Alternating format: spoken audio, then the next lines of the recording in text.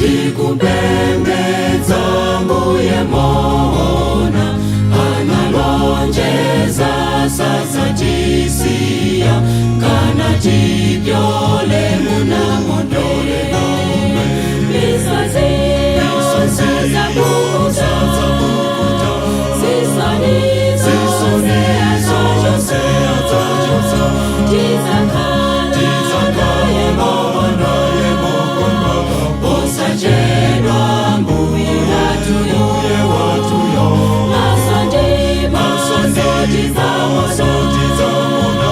muzikolo kana mafuto mafuso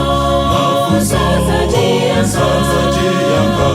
osajedwa mbuye watuyo misozi zabukuta